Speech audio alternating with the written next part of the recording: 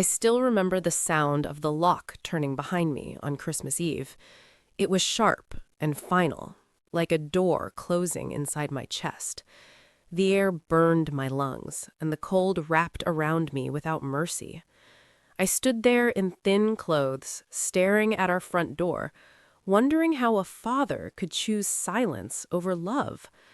Inside, the house glowed warm with lights and music, but outside, everything felt quiet and forgotten. I pressed my hands together and tried to breathe slowly, counting each breath so fear would not win. My thoughts drifted to childhood Christmases, to laughter, to safety, and I felt something break softly inside me. I did not know then that this night, this cold, would change my life forever. And I never expected that help would come from someone I had already buried. That hope arrived quietly, carrying warmth I thought was impossible.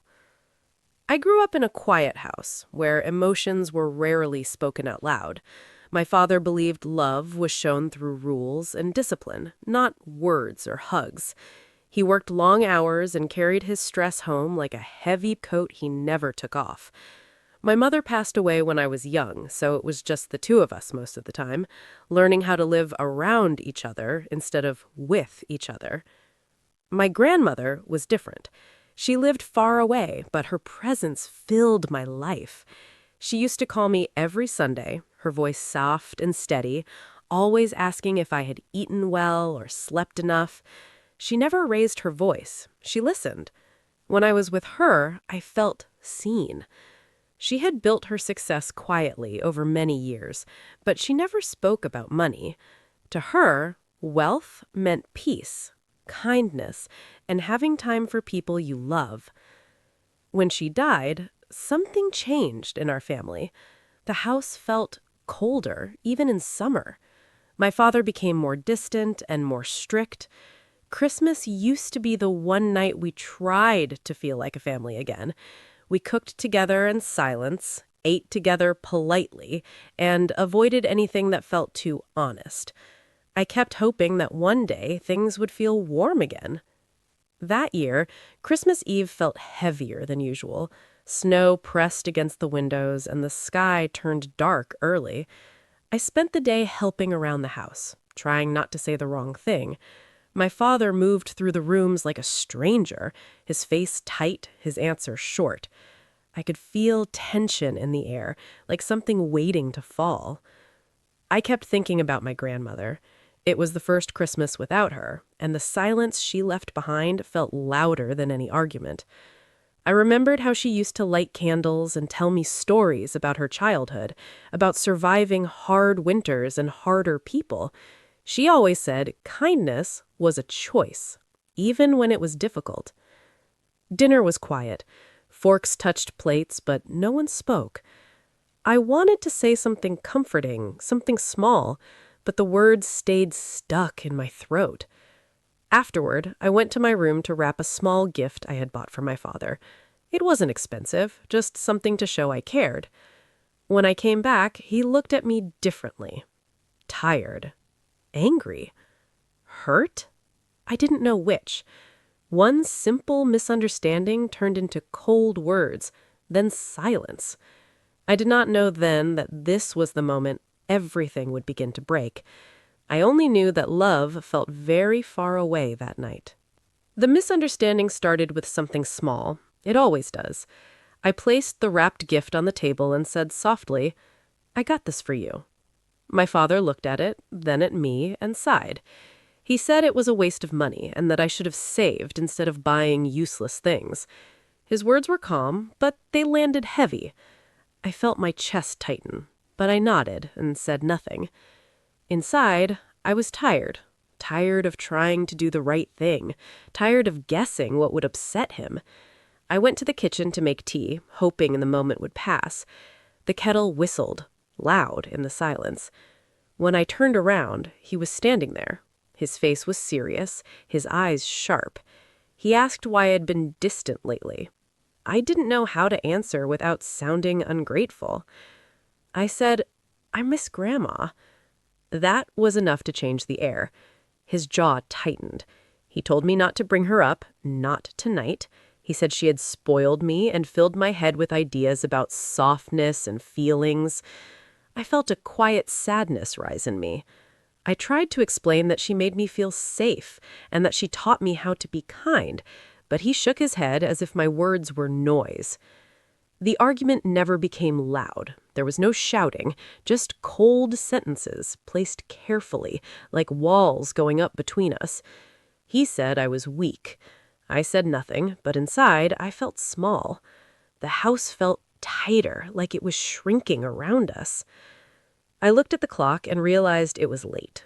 Snow was falling harder outside, tapping gently against the glass. I told him I needed air. He nodded, distant, and said, "Do what you want." I put on my shoes and stepped outside, thinking it would be just a minute. I didn't know that when I heard the door close behind me, it would lock with a sound I would never forget. At first, I didn't panic. I stood on the porch and breathed in the cold air, letting it clear my head. The snowflakes landed softly on my hair and shoulders, melting, then freezing again. I reached for the door handle, expecting it to open easily. It didn't. I tried again, slower this time. Still nothing. I knocked gently and called his name, not wanting to sound dramatic. There was no answer. The house was quiet. Too quiet for Christmas Eve. I pressed my ear against the door and heard faint music playing inside, the same song my grandmother used to hum while cooking. My hands started to shake, not just from the cold, but from the feeling of being shut out. I knocked again, this time a little firmer. "Dad," I said, keeping my voice calm, "it's freezing out here." No reply. The temperature dropped quickly. My breath turned white, then heavy. I wrapped my arms around me and paced the small porch, counting my steps to stay focused. I thought about apologizing, about what words I could say to make this right. I practiced them quietly, just in case he opened the door. I looked through the window and saw the living room light on. The tree stood there, bright and full, with gifts under it. Everything looked warm and peaceful, like a picture from someone else's life. I felt invisible, like I had been erased from the scene. Fear arrived quietly. Not panic, just a deep, steady fear that settled in my stomach. I wondered if he thought this would teach me something. I wondered if he remembered how cold it was outside. I wondered if he even noticed the time passing. I slid down against the wall and sat on the frozen floor, pulling my knees close. My thoughts slowed. I focused on staying awake, on remembering my grandmother's voice telling me, "Hold on. Cold passes. Nights pass." I held on to that memory as the snow kept falling and the door stayed closed. Time moved strangely in the cold. Seconds felt long and my thoughts became slow and heavy. I tried standing again, hoping movement would keep my body warm. My legs felt stiff, like they belonged to someone else. I knocked on the door one more time, softer now, almost careful, as if I did not want to disturb anyone inside. "Dad," I whispered. The word "please" stayed in the air, but it felt like it had nowhere to go. I leaned my forehead against the door and closed my eyes. Memories started rising without warning. I remembered being small, sitting on my father's shoulders during a holiday parade. I remembered how he once carried me inside when I fell asleep in the car. Those memories confused me. They made this moment harder to understand. The wind picked up, sliding through the edges of the porch. Snow gathered around my shoes, slowly covering the steps. My hands had gone numb, and it scared me more than the pain had. I rubbed them together, but I could barely feel the movement. I tried to stay calm, repeating simple thoughts in my head. Stay awake, stay breathing, stay strong. I looked up at the dark sky. The snowflakes drifted slowly, peaceful and quiet, like the world had forgotten something important. I wondered if this was how loneliness truly felt. Not loud or dramatic, just silent and endless. I thought about my grandmother again. I remembered her last Christmas when she held my hand and said, "Family can hurt you, but love does not disappear. Sometimes it only hides, waiting for the right moment." My headlights grew heavy. I rested my head against the wall beside the door. The music inside the house faded, or maybe my hearing did. I wasn't sure. I focused on one last memory of her smile, warm and steady, hoping it would keep me awake. Then, through the falling snow, I noticed a faint glow forming at the edge of the yard. At first, I thought it was just the porch light reflecting off the snow, but the light began to move slowly towards me, soft and familiar, like something I had known all my life. The footsteps stopped just a few feet away. I wanted to stay in that moment forever, to let the snow and night fade into the safety she brought. But the world was still there, the house still locked, my father still inside. She helped me to my feet, and the warmth from her hands seemed to seep into my frozen bones. "Let's go inside," she said gently. "You need to be safe." She guided me toward the door, but when I reached for the handle, it still wouldn't budge. My grandmother looked at me, calm and steady, and placed her hand on the doorknob. For a moment, nothing happened. Then, slowly, the lock clicked open, as if recognizing her presence. I stepped inside, shivering, and felt the warmth of the house wrap around me. The lights, the tree, the faint smell of pine and cookies, it was all familiar, but somehow softer, gentler. My father sat at the table, staring down at his hands as if he hadn't noticed the snow or the locked door. I wanted to speak, to tell him how scared I had been, how alone I felt. But my grandmother stepped forward first. "You've been hard on him," she said quietly, looking at my father, "and I know you didn't mean to lock him out, but tonight was too much for him." He looked up, eyes wide, unprepared for her calm authority. He opened his mouth, then closed it, and I could see the conflict in him, regret, pride, and confusion.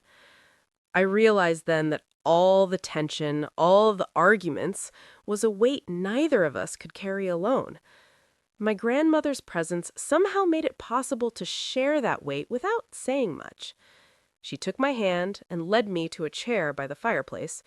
I sank into it, feeling warmth spread through my frozen limbs. "You see," she said softly, "love isn't just words. It's showing up when it matters, even when it seems impossible.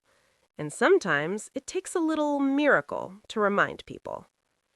Her eyes met mine, and I knew she meant me.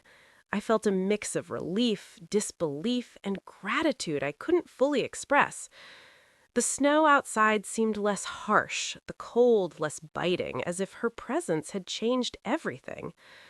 My father finally spoke, his voice low and hesitant. I didn't know," he trailed off, unable to finish. My grandmother gave him a small, understanding nod. For the first time that night, it felt like we were all in the same room, not just the same house, but the same heart. The three of us sat together by the fireplace, the fire crackling softly, filling the room with warmth and quiet light. I watched my grandmother's eyes move between me and my father, steady and patient, like she was guiding us through something bigger than the cold or the anger. I felt a lump in my throat. I wanted to speak, to say I was sorry for any mistakes, for not understanding him. But instead, I just held my grandmother's hand, letting her warmth remind me that I was not alone. My father finally looked at me, his eyes softening. "I didn't realize how much you needed." His voice broke slightly, and I could see the conflict in him, regret, pride, and confusion. My grandmother gently smiled, squeezing my hand. "We all make mistakes. Love isn't perfect. It's messy, but it's worth trying again." I could feel the weight of the night begin to lift, slowly, like snow melting in the sun. I wanted to believe her words, and for the first time, I did. The fear, the cold, the feeling of being locked out, they were still there, but now they felt like shadows fading at the edges of a brighter light. I looked at my father, and for the first time, I didn't see only rules or silence. I saw someone who cared, who had simply forgotten how to show it. I saw a man who needed guidance just as much as I did. My grandmother stood, brushing off the snow from her coat. She said softly, "I have to go, but I'll always be with you. Remember that." As she faded into the night, I felt a strange mix of loss and comfort. She had returned when I needed her most, teaching me that even in the coldest, darkest moments, hope could appear in the quietest, gentlest ways. The door was no longer just a barrier. It was a reminder that love can return even after silence. The morning after that night felt different. The house smelled faintly of pine and warmth, but it wasn't just the scents that had changed. Something inside me had shifted. The fear, the anger, the cold, they were still memories, but they no longer had the power to weigh me down. My father came into the kitchen quietly. He moved slowly, as if testing the air between us. I watched him pour himself a cup of coffee, his hands trembling slightly. I wanted to ask if he was still upset, if he regretted locking me out. But before I could, he spoke first.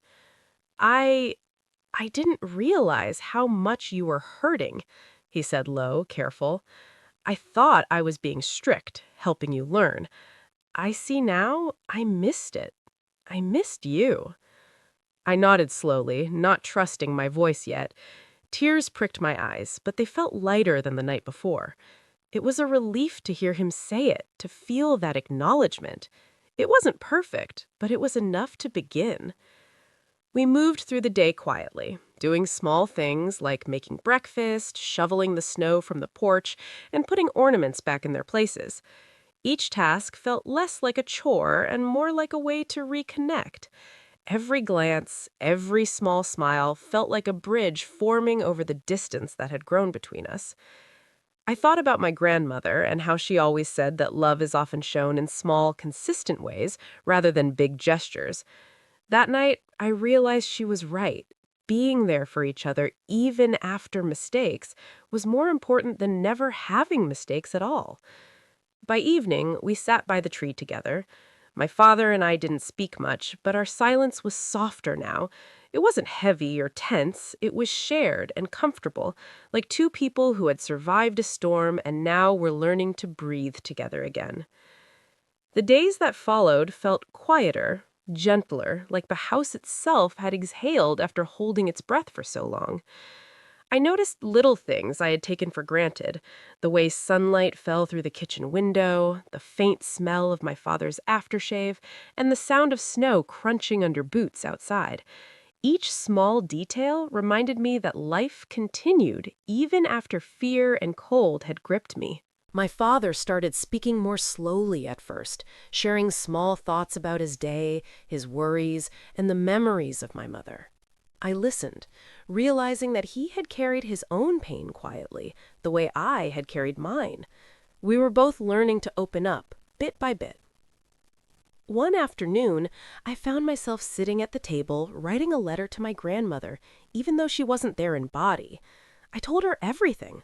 The fear, the cold, the night she returned to guide me, and the way my father and I had begun to understand each other again. Writing it down made the feelings tangible, easier to release instead of keeping them trapped inside. When my father saw the letter, he asked if he could read it.